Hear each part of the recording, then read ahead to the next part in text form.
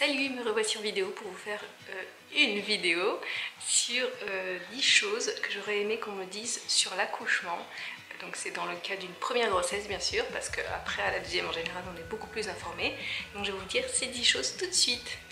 Première chose à noter, c'est que si, lors de l'accouchement, si vous décidez de vous faire poser une péridurale pour anesthésie en partie ou complètement le bas, voilà la zone de l'accouchement, vous allez en fait devoir rester alité. Ça veut dire que si vous avez envie de faire pipi, faites-le avant, ou alors sinon vous aurez le droit, comme moi j'ai eu le droit pour mon premier accouchement, à une sonde urinaire, et c'est super bizarre. Donc je vous le dis tout de suite, faites pipi avant, ou alors je sais pas, évitez de trop boire parce que c'est pas très agréable. Et surtout je me souviens que ça m'avait fait des douleurs des jours et des jours après l'accouchement, donc c'était pas du tout agréable. Chose numéro 2, c'est qu'on risque en fait de... quand je dis on, c'est le personnel médical, je pense que c'est une sage-femme ou... Ah non, si les sages-femmes font ça je crois. Ou les chirurgiens, obstétriciens, je sais plus. Enfin bref, on risque fortement lors de l'accouchement de vous couper, enfin, ça se fait de moins en moins, mais de vous couper un morceau de peau en bas pour laisser passer la tête de bébé ou les épaules tout simplement, enfin ça peut être un des deux. Si bébé a du mal à sortir, donc c'est ce qu'on appelle une épisiotomie, et c'est très agréable bien sûr. Je ne l'ai pas vécu, par chance pour le moment. Mais en tout cas, voilà, c'est pas un truc qui donne très envie, sachant qu'après on peut avoir des difficultés à s'asseoir. Mais en tout cas, ne soyez pas surpris si d'un seul coup vous entendez un coup de ciseau sans vous prévenir. Troisième chose à savoir, c'est que votre accouchement peut très bien se passer par voie basse, comme prévu, si vous n'avez pas de soucis pendant la grossesse, etc. Qu'on vous dit que ça va se passer par voie basse, c'est fort possible que ça arrive, mais il est aussi fort possible, malgré tout ce contexte qui ne nécessite pas de césarienne à l'origine, il est fort possible que ça finisse quand même en césarienne. J'espère que vous n'entendez pas trop la machine à laver. Bref, donc si bébé a du mal à sortir, donc vous poussez et que la tête est coincée, il est fort possible que les médecins décident en fait de vous mettre, si bébé a du mal à sortir et que ça devient pénible pour lui et dangereux pour sa vie et même pour la vôtre, vous allez être emmené au bloc et vous allez devoir subir une césarienne d'urgence. Ça ne doit pas être très agréable parce qu'on ramène en fait la tête de bébé qui était sur le point de sortir en bas, vers le ventre pour qu'il puisse sortir en césarienne. Donc. Point numéro 4, vous allez perdre pas mal de sang. Donc ça tout le monde le sait plus ou moins, mais c'est vrai que même si vous avez une césarienne, vous allez perdre du sang, mais surtout oui, ça va être abondant, et ça peut durer comme ça peut durer 5, 6, 7 jours, comme ça peut durer 3 semaines. Vive la machine à laver. Et du coup forcément ce n'est pas très agréable parce que on est obligé de mettre des grosses serviettes, on peut mettre que ça, des grosses serviettes qui sont fournies par un intermédiaire que vous pouvez vous procurer vous-même. Moi j'en avais pris dans un magasin bio et j'en avais commandé aussi sur Greenwiz je crois, et qui était vraiment pas mal, mais du coup c'est pas, parfois c'est deux que vous en mettez, enfin c'est pas juste une, ça peut être 2 ou 3, ça dépend des cas. Mais c'est difficile à supporter au début, c'est vrai. Point numéro 5, c'est que ça va être difficile pour vous psychologiquement, j'imagine, quoique ça peut l'être aussi physiquement, d'aller faire le premier pipi après l'accouchement. Donc voilà, imaginez un petit peu, c'est comme s'il y avait une guerre en bas et d'un seul coup vous devez voilà, passer, faire votre premier pipi. Non mais ça brûle, enfin ça dépend des cas, mais en tout cas pour mon premier accouchement ça m'avait brûlé, je me souviens, et surtout c'est la peur qui fait le plus mal. Sixième point, c'est que la sensation que vous aurez de vous par rapport à votre bassin et toute la zone de l'accouchement, je dis ça comme ça pour que ce soit plus agréable à entendre, c'est que vous aurez l'impression que tout s'est effondré, mon dieu. En tout cas pour mon premier accouchement ça m'a fait ça, mais c'était ma première grossesse forcément, et du coup mais pour le deuxième c'est vrai que j'avais pas eu de points, donc ça m'a pas, c'était quand même plus solide, j'avais l'impression qu'il y avait moins d'effondrement. En tout cas pour le premier accouchement j'avais l'impression que tout s'était effondré et que j'avais l'impression de plus vraiment... bon, j'avais l'anesthésie de la péridurale, mais après quand elle est partie, c'était difficile, franchement, c'était vraiment catastrophique mentalement. J'imaginais le pire, en fait on me disait que c'était pas si grave que ça, hein. Mais bon, c'est vrai que psychologiquement c'est pas facile à vivre.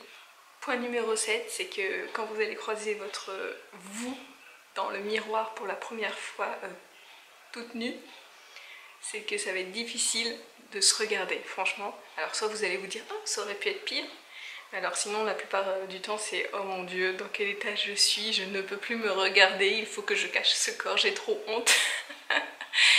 Et vous dites « Ah là, il faut vraiment que je fasse du sport et tout », mais en fait vous pouvez pas en faire tout de suite, ça c'est sûr, il faut attendre entre 1 mois et demi et 2 mois. Minimum. À partir de 1 mois et demi, en fait, c'est à ce moment-là que vous pouvez commencer les rééducations du périnée qui sont fortement recommandées. Moi, je vous les recommande. D'ailleurs, je vous ai fait une vidéo sur ce sujet, si vous voulez aller la voir, il n'y a pas de souci. Et du coup, votre rapport avec votre corps va être très difficile dans les premiers temps.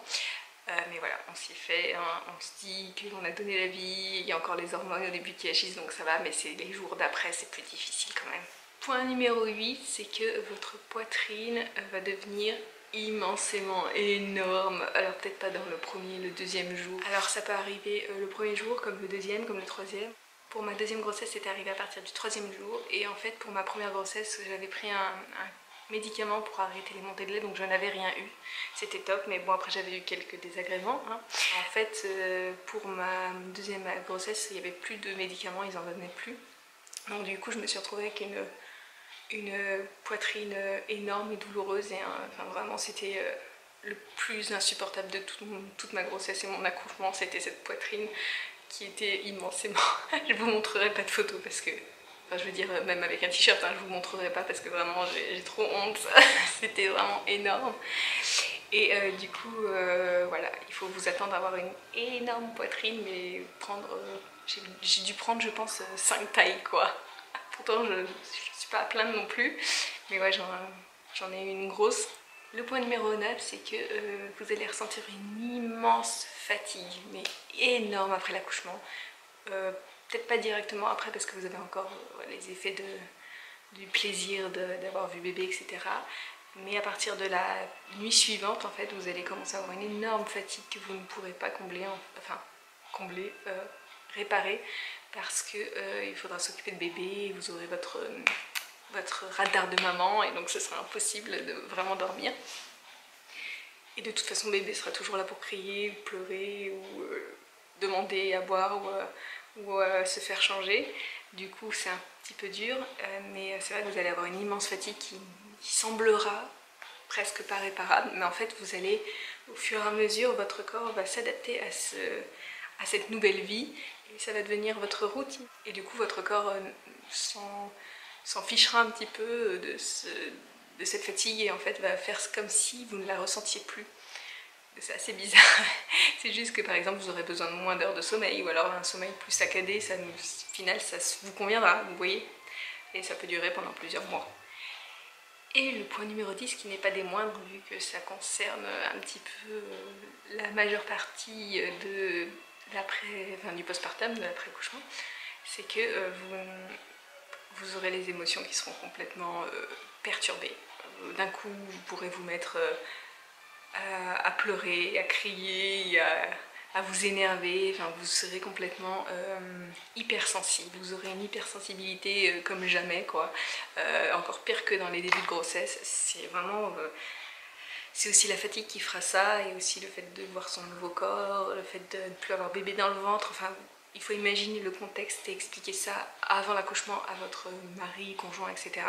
Que ça va être difficile pour vous et qu'il faudra qu'il s'habitue, que bah voilà, vous serez différente parce que voilà, vous aurez une hypersensibilité qui mettra du temps à s'évacuer et qui peut parfois voilà, continuer plutôt en baby blues ou alors en dépression postpartum qui est encore plus grave, qu'il faut soigner, prendre au sérieux, et du coup voilà, il faut vraiment préparer votre conjoint à tout ce qui va arriver après, et aussi sexuellement vous voyez que ça va être un petit peu difficile au début, enfin ça dépend des cas, hein. Si ça s'est bien passé lors de l'accouchement, voilà, ça peut bien se passer. En fait, vous pouvez reprendre une activité limite directement après les saignements. Mais dans certains cas, ça s'est pas très bien passé. Et du coup, il faut attendre peut-être 1 mois et demi, 2 mois avant de reprendre.